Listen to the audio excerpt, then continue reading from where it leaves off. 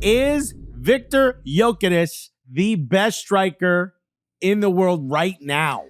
Well, everybody seemingly is trying to get him to join Manchester United and follow the sporting director of Sporting Club Portugal wants you to believe he is. You want to give him as many compliments as possible if you work for Manchester United, but especially what he's doing in Champions League on effectively the world stage and internationally. Yes, he just scored 4 goals for Sweden against was it Albania if I'm not mistaken? Azerbaijan. So he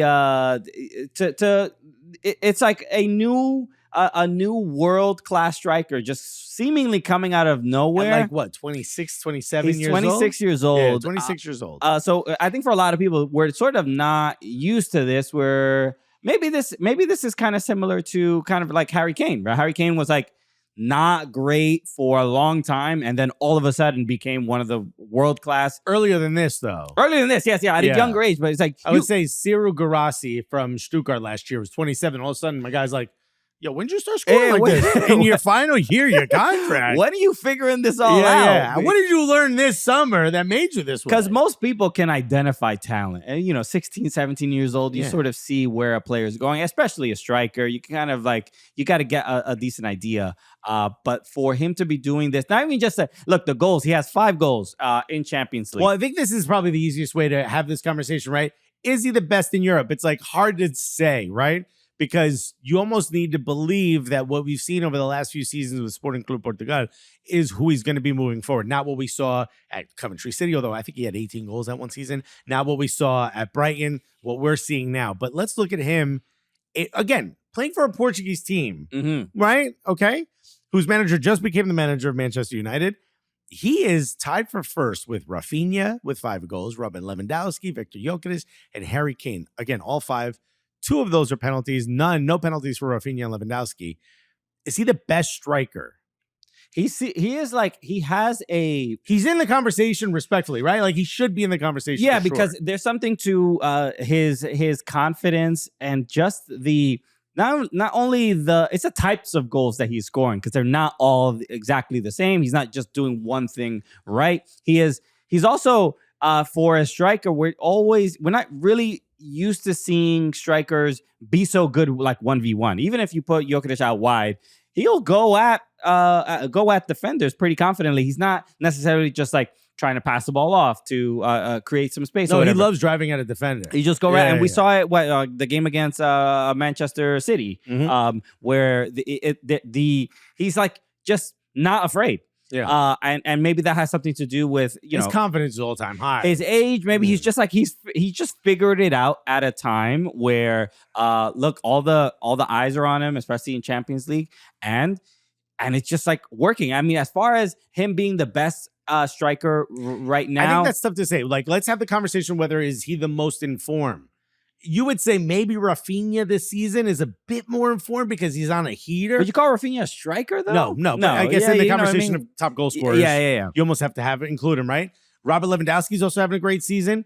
Gyökeres has had a little bit of a longer run than Rafinha. Lewandowski last season wasn't great, right? This is the second season. So would you put him over that as the most informed? Probably. Yeah. But is he the best? That means if you were a sporting director, and let's say you were the sporting director of a major club. It's hard to pick a club because I don't want you to think about whether Everton football, major club. Sure. I get it. Yeah. Sure. All right, fine. You know what? Let's say Everton, the new owners of Everton, the Friedkins, have handed you $150 million and they say, you're only allowed to spend this on a striker. Okay? Would you go out and buy? Now, that $150 million. 150 is a lot. Which means you can buy anybody. Yeah. Do you spend that on Erling Haaland? Do you spend that on Rafinha?